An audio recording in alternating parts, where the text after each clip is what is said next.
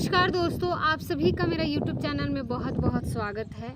विनोद अपने बच्चे का एडमिशन करवाने के लिए एक बहुत बड़े प्राइवेट स्कूल में जाता है और वहां जाने के बाद विनोद को पता चलता है कि एडमिशन कराने से पहले बच्चों का टेस्ट लिया जाता है, उसके बाद एडमिशन होता है। जिस वजह से विनोद अपने बच्चे को स्कूल के अंदर टेस्ट कराने के लिए भेज देता है और खुद स्कूल के वेटिंग रूम में बैठकर अपने बच्चों का एग्ज़ाम खत्म होने का इंतज़ार करने लगता है। तभी दोस्तों विनोद की नज़र जो है वह स्कूल के प्रिंसिपल पर पड़ जाती है और जब प्रिंसिपल उस प्रिंसिपल मैडम को देखती है तो उसके पैरों तले ज़मीन खिसक जाती है। विनोद जो है वो प्रिंसिपल मैडम से अपना चेहरा छुपाने लगता है और धीरे धीरे दबे पांव स्कूल से बाहर की तरफ भागने लगता है। तभी दोस्तों स्कूल का जो मैडम होती है वो प्रिंसिपल मैडम, उसकी नज़र विनोद पर पड़ जाता है और प्रिंसिपल मैडम भी बहुत ज़्यादा हैरान और परेशान हो जाती है। दोस्तों विनोद अपने मन में सोच रहा था कि यहाँ कैसे आ गई, इसको तो मैं लात मारकर भगा दिया था और ये तो बहुत गरीब घर की थी, लेकिन आज ये कैसे हो गया, ये सब सोचकर विनोद बहुत ज़्यादा परेशान हो रहा था। तभी दोस्तों प्रिंसिपल मैडम विनोद को अपने पास बुलाती है और फिर जो विनोद है अपने पास क्लास बुलाती है और फिर वहाँ पर होता है, जिसके वजह से पूरे स्कूल में अफरा तफरी मच जाता है। लेकिन दोस्तों आखिर कहानी क्या थी, विनोद और प्रिंसिपल मैडम के बीच में रिश्ता क्या था, प्रिंसिपल मैडम को देखकर विनोद वहां से अपना चेहरा छुपाकर भाग क्यों रहा था, आइए जानते हैं पूरी घटना की सच्चाई इस वीडियो के माध्यम से। लेकिन दोस्तों वीडियो में आगे बढ़ने से पहले पर वो आप लोग से छोटा सा रिक्वेस्ट है कि अगर आप हमारे चैनल पर पहली बार है तो हमारे चैनल को सब्सक्राइब ज़रूर कीजिए और वीडियो को लाइक कर दीजिए, ताकि जो मेरा हौसला है और भी ज़्यादा बढ़ते रहे और ज़्यादा इंटरेस्टिंग कहानियाँ ऐसे ही रोज़ रोज़ मैं आपको सुनाती रहूँ। दोस्तों यह कहानी आपको बहुत कुछ सिखा कर जाएगी, खासकर उन महिलाओं को जिनका तलाक हो जाता है और तलाक होने के बाद बहुत सारी परेशानियों का सामना उठाना पड़ता है। दोस्तों ये कहानी है संजना नाम की एक लड़की की। संजना अपने माता पिता और अपने बहनों के साथ नोएडा में रहती थी। संजना के पापा एक प्राइवेट कंपनी में काम करते थे। संजना की 2 बहनें थीं और संजना बहुत बड़ी थी। दोस्तों संजना ग्रेजुएशन अपनी पढ़ाई कर रही थी। तभी इसी दौरान संजना के घर में एक आदमी आता है और बात करने लगता है कि संजना की शादी हो जाना चाहिए। लड़का बहुत प्रॉपर्टी वाला रहता है, डीलिंग का काम करता है, अच्छे परिवार का रहने वाला रहता है और पैसे रुपए की कमी नहीं है। पैसा तो खूब है, कमाता है, पर भी उसका बहुत बड़ा है और उन लोगों का पास गाड़ी भी है, पैसे भी है, बंगला भी है और सब कुछ है। उनको बस एक अच्छी सी लड़की चाहिए। अगर आप चाहो तो मैं संजना की शादी उस लड़के से करवा दूंगा, उससे बातचीत करूं, उसके घर वालों। तभी दोस्तों संजना के पापा जो रहते हैं वो उस आदमी से कहते हैं कि देखो लड़का इतना अमीर घर का रहने वाला है और उसका परिवार भी अच्छा है, तो लोग दहेज भी बहुत ज़्यादा लेंगे और हमारे पास इतना पैसा नहीं है, मैं उसको इतना दहेज नहीं दे पाऊँगा। तब दोस्तों वो आदमी संजना के पापा से कहता है कि देखिए आपको परेशान होने की ज़रूरत नहीं है, उन लोगों को दान दहेज की नहीं चाहिए, उन लोगों के पास बहुत ज़्यादा पैसा है, किसी भी चीज़ को वो कमी नहीं है, उनको केवल एक सुंदर सुशील और पढ़ी लिखी लड़की अच्छी चाहिए। दोस्तों संजना जो होती है वो पिताजी से उससे कहते हैं कि अगर ऐसी बात है, पढ़ी लिखी है और अच्छी खूबसूरत लड़की है तो आप उसके घर वालों से बातचीत करिए। अगर शादी फिक्स हो जाएगी तो इससे अच्छा रिश्ता संजना के लिए मिल ही नहीं सकता। दोस्तों इस तरीके से वो आदमी जो रहता है उस लड़के के घर पर जाता है और शादी की बात करने के लिए। दोस्तों उस लड़के का नाम विनोद रहता है, जिस लड़के के संजना की शादी के तय होने की बात चल रही थी। विनोद के घर में शादी की बात होती है और आदमी जो जाकर बातचीत करता है वो संजना का फ़ोटो भी उसके घर पर दिखा आता है। विनोद के घर वालों को विनोद को संजना का फ़ोटो बहुत पसंद आता है, क्योंकि दोस्तों संजना जो थी वो देखने में बहुत ज़्यादा खूबसूरत थी। भले वो गरीब फैमिली था, लेकिन दोस्तों दिखने में वो इतनी खूबसूरत थी कि उसको एक बार भी कोई देखे तो पसंद कर लेता। और वो बहुत ज़्यादा समझदार भी थी, बहुत पढ़ी लिखी भी थी, जिस वजह से विनोद के माता पिता संजना से शादी करने के लिए राज़ी हो जाते हैं। और दोस्तों कुछ महीने के अंदर ही धूमधाम से दोनों की शादी भी करवा दी जाती है। शादी होने के बाद संजना अपने ससुराल तो चली जाती है, पर विनोद के साथ 10 दिन हंसी खुशी अपना जीवन व्यतीत करती है। लेकिन जैसे ही 10 से 15 दिन का वक्त गुजरता है तो विनोद के घर वाले विनोद की बहन और विनोद की जो बड़ी भाभी रहती है वो सभी लोग मिलकर संजना को ताना मारने लगते हैं, उसको भला बुरा कहने लगते हैं। हमेशा किसी न किसी बात पर उसको डांट दिया करते थे, बोल दिया करते थे। सब कहते थे कि तुमको ये काम करना नहीं आता है, तुम गरीब घर की हो, तुम झोपड़ी में रहने वाली हो, चुपचाप तुम यहाँ पर रहकर नौकरों की तरह काम करो, नौकरी की तरह करो। इस तरीके से दोस्तों कभी कभी संजना को जो किचन में काम करती थी, चाय वगैरह छाननी थी, अगर कप उसके हाथ से छूट जाती थी, नीचे ज़मीन पर गिर जाती थी, तो दोस्तों उसके घर वाले उसको बहुत ज़्यादा ताना सुनाते थे। और जिस वजह से जो संजना थी वो बहुत ज़्यादा परेशान हो चुकी थी। केवल 10 से 15 दिनों के अंदर ही दोस्तों संजना अपने पति विनोद से कहती है कि मुझे कभी कभी छोटी छोटी गलती हो जाती है, किचन में हो या फिर कहीं भी, तो तुम्हारे घर वाले मुझे बहुत ज़्यादा ताना मारते हैं और ये सब मुझे बिल्कुल भी पसंद नहीं है। तब दोस्तों विनोद जो था वो उल्टा संजना को ही बोल दिया करता था, कहता था कि हमारे घर वाले कह रहे हैं तो हमेशा सही कह रहे हैं, वो गलत नहीं कह सकते हैं। यहाँ पर रहकर सारा काम तुमको सीखना ही पड़ेगा। और एक बात अपने दिमाग में याद करके रख लो कि तुम झोपड़ी में रहने वाली हो, तो झोपड़ी से तुमको महल में लाया गया है, तो यहाँ पर तुम अपनी अच्छी अच्छी फैसिलिटी दी गई है। यहाँ पर रहने के लिए इधर उधर की बातें ना करो, चुपचाप यहाँ पर रहकर नौकरों की तरह काम करो, खाना बनाओ, सब देखभाल करो, तुमको ज़्यादा सोचने की ज़रूरत नहीं है। दोस्तों संजना उसकी बात सब सुनती है तो उसको बहुत ज़्यादा दुख हो जाता है और उसका पति उसको ऐसा बोल रहा था कि जैसे उसके पास संजना अपनी माँ का फ़ोन करती है और पूरी बात बताती है। तब दोस्तों संजना की उसकी माँ उससे कहती है, बेटा देखो अभी तुम्हारी शादी को 10 से 15 दिन हुआ है और ये सब जो होता है थोड़ा दिन कैसे भी करके एडजस्ट करो लो, सब कुछ ठीक हो जाएगा। नॉर्मल फैमिली में ये सब होता है, कुछ दिन तक एक्सेप्ट कर लो, महीना साल 2 साल बीत जाएगा तो सब कुछ ठीक हो जाएगा। संजना थी ना तो वो बड़ी मासूम थी, किस्म की लड़की थी। दोस्तों संजना वहाँ पर सोच रही थी कि माँ सही कह रही है, अभी तो मुझे यहाँ पर आए हुए केवल 15 दिन ही हुआ है, धीरे धीरे सब कुछ ठीक हो जाएगा। जैसे मैं यहाँ पे रंगी धूल मिल जाऊंगी तो सब कुछ ठीक हो जाएगा।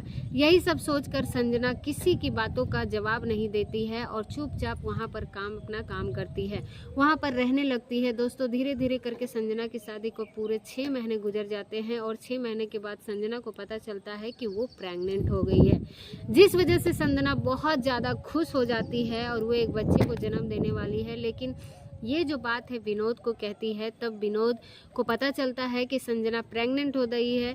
तो दोस्तों विनोद जो है वो संजना को ऊपर बहुत ज़्यादा गुस्सा करने लगता है और कहता है कि तुम दवा खा लो, तुम इस बच्चे को गिरा दो, ये बच्चा मैं पैदा नहीं कर सकता हूँ, मुझे बच्चा नहीं चाहिए। तब दोस्तों संजना जो थी इसी बात पर उससे लड़ाई हो जाता है, क्योंकि संजना जो थी वो कहती थी कि नहीं, मुझे इस बच्चे को जन्म देना है और मैं इस बच्चे को मार नहीं सकती, मैं इस बच्चे को जन्म देना चाहता हूँ। जो विनोद जो रहता है उस बच्चे को पैदा करना नहीं चाहता था, जिस वजह से संजना और विनोद के बीच में, दोनों के बीच में बहुत ज़्यादा लड़ाई झगड़ा हो जाता है और बहुत ज़्यादा विवाद हो जाता है। लेकिन संजना जो थी उस बच्चे को गिराने से मना कर देती है, किसी भी कीमत पर वो कहती है कि मैं इस बच्चे को जन्म दूंगी तो दूंगी।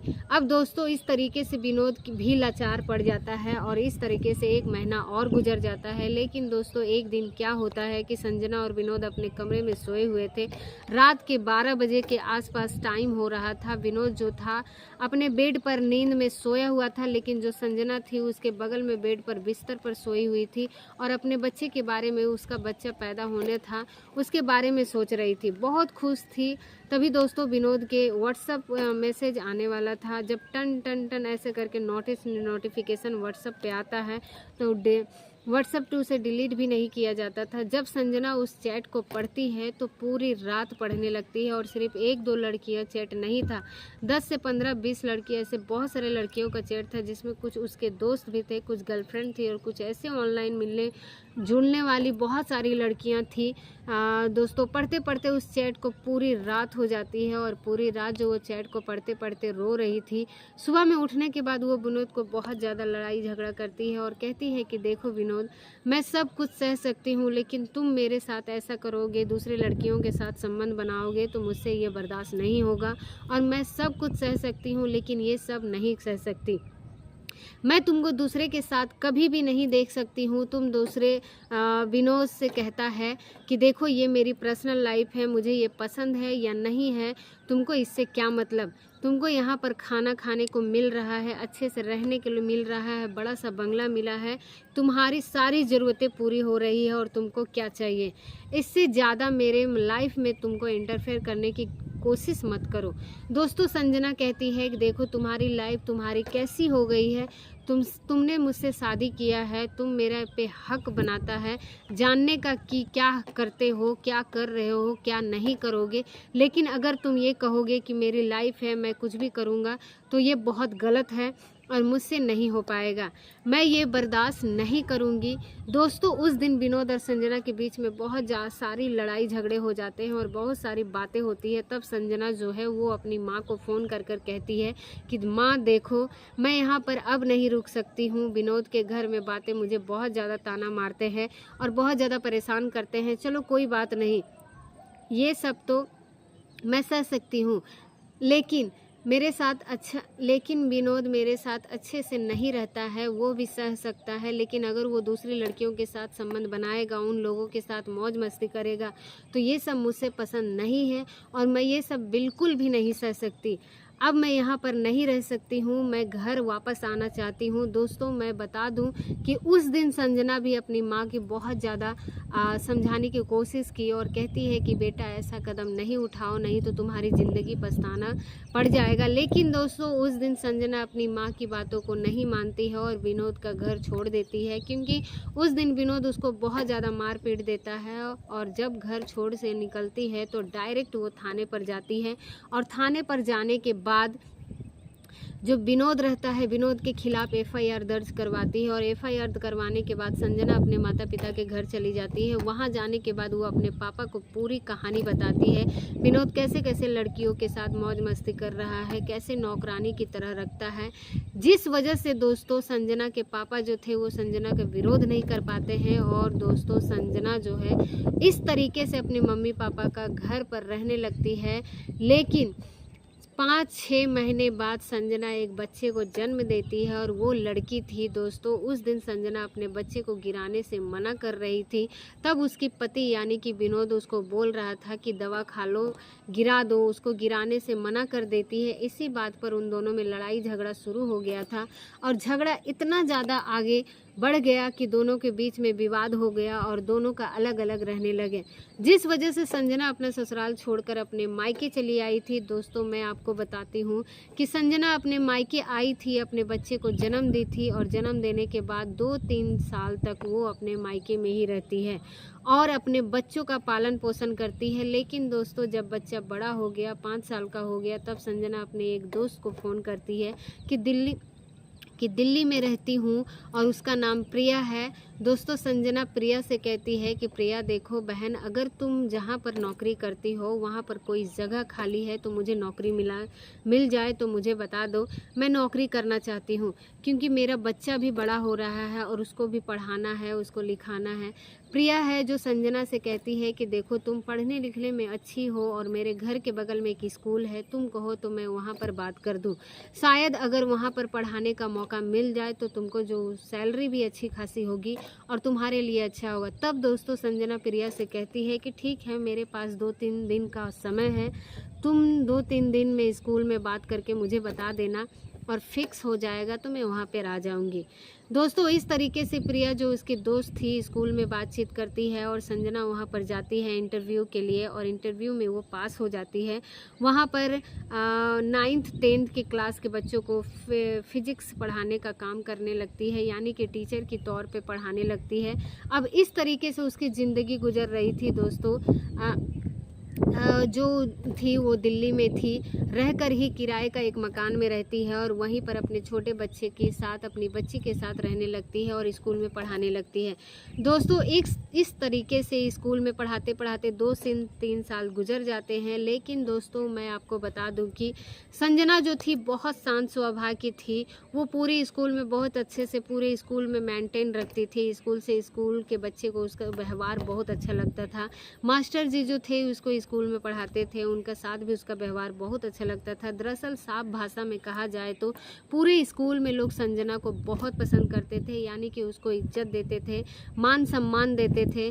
दोस्तों एक दिन स्कूल के प्रिंसिपल साहब की तबीयत बहुत ज़्यादा ख़राब हो जाती है और उस समय स्कूल में बच्चों का एडमिशन चल रहा था, तो काफ़ी ज़्यादा स्कूल में भीड़ हो रही थी, जिस वजह से प्रिंसिपल का काम जो था संभालने के लिए संजना को दे दिया जाता है और उससे कहा जाता है कि संजना देखो, प्रिंसिपल सर की तबीयत ख़राब है, जब वो ठीक हो जाए तो अपना पद संभाल लेंगे, फ़िलहाल कुछ दिनों के लिए तुम प्रिंसिपल का पद संभालो और ये सब तरीके से देखो कैसे एडमिशन कराना है, कैसे क्या चीज़ें मैनेज करना है। दोस्तों मैं आपको बता देती हूँ कि संजना को सारा काम वो आता था और वो प्रिंसिपल का काम भी संभाल लेती है और प्रिंसिपल को उसकी काफ़ी बनती थी, तो वो प्रिंसिपल के कैबिन में बैठकर स्कूल को काम संभालने लगती है। और तभी दोस्तों एक दिन संजना का तलाकशुदा पति जो विनोद था वो इसी स्कूल में आता है और अपने बच्चे का एडमिशन करवाने के लिए जब स्कूल में आता है तो विनोद को पता चलता है कि बच्चे का एडमिशन करवाने से पहले उसका इंटरव्यू यानी कि टेस्ट लिया जाएगा,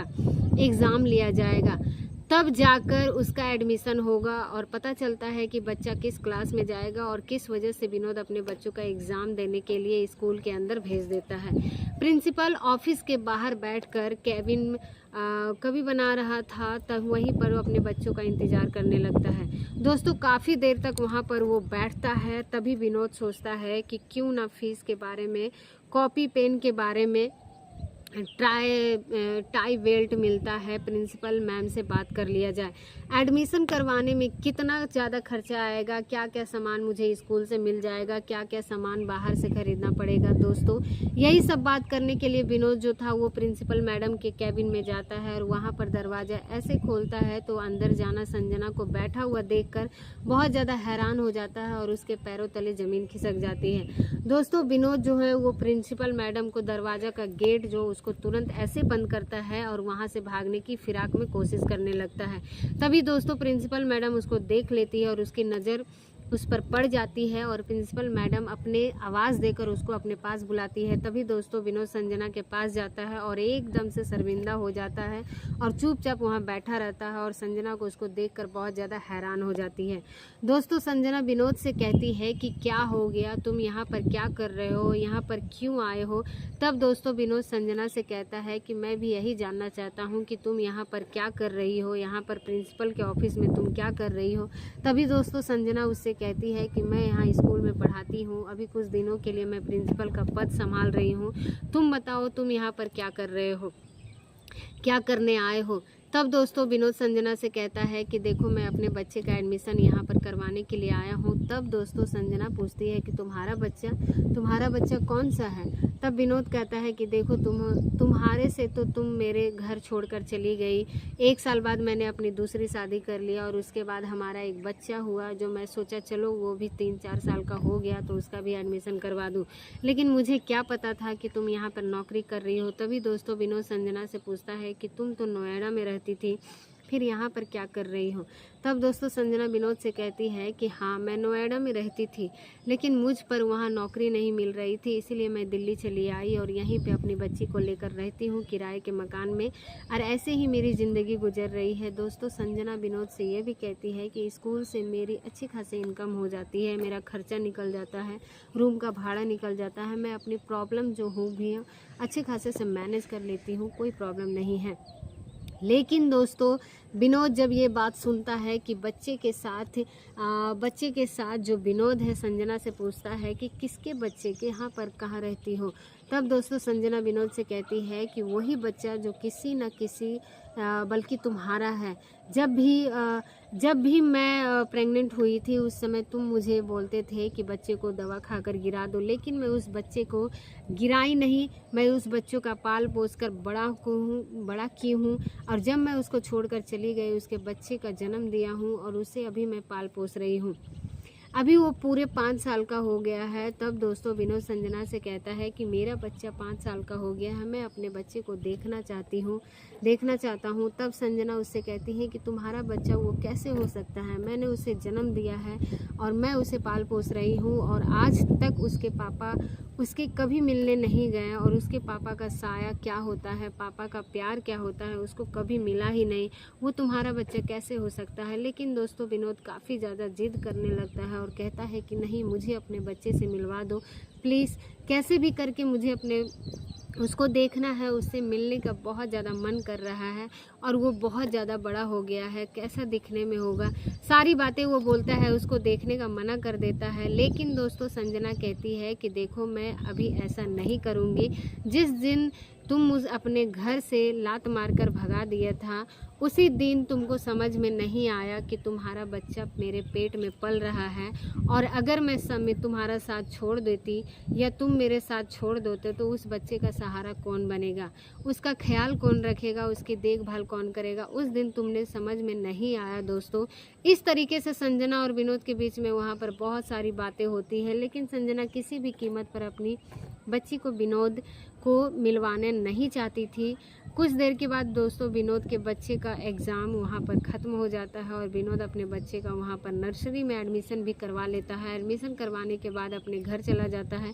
लेकिन दोस्तों उस दिन के बाद जो विनोद है अक्सर स्कूल में आया करता था, कभी बच्चे की फ़ीस जमा करने के लिए, कभी बच्चों को कॉपी टाई वगैरह, बेल्ट, जूता, मोजा स्कूल से भी सामान मिलता था।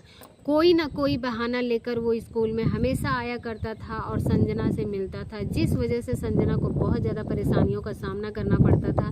संजना अपने सिक्योरिटी गार्ड से बोल देती थी कि आज के बाद से कभी भी कोई भी पेरेंट्स यहाँ किसी के बच्चे के माता पिता मुझसे मिलने के लिए अगर केबिन के अंदर आते हैं, तब जब तक मैं नहीं बोलूँगी तब तक अपने मेरे केबिन के अंदर मत भेजना। अब दोस्तों इस तरीके से सिक्योरिटी गार्ड विनोद को भी वहाँ पर मिलने के लिए मना कर देता है और वो हमेशा मना कर देता था, प्रिंसिपल मैडम से मिलने नहीं दिया करता था। इस तरीके से धीरे धीरे करके 2-3 साल और गुजर जाते हैं। लेकिन दोस्तों इन 2-3 सालों के अंदर संजना की मुलाकात एक लड़की से हो जाती है, एक लड़के से हो जाता है जिसका नाम प्रमोद होता है। दोस्तों प्रमोद जो था वो सीधा साधा लड़का था, अच्छे परिवार का रहने वाला था और संजना को भी पसंद करता था। दोस्तों धीरे धीरे संजना भी उसको पसंद करने लगती है, क्योंकि संजना सोच रही थी कि उसकी ज़िंदगी अभी बहुत लंबी है और अकेली ज़िंदगी गुजारना बहुत मुश्किल हो रही है। यहीं पर सोचकर उसने बात करने लगती है और संजना जो सोच रही थी कभी ना कभी किसी न किसी के मुझे करना ही पड़ेगा, रहना ही पड़ेगा, प्रमोद से बात बढ़ाई और उसके साथ ज़िंदगी गुजारी जाए।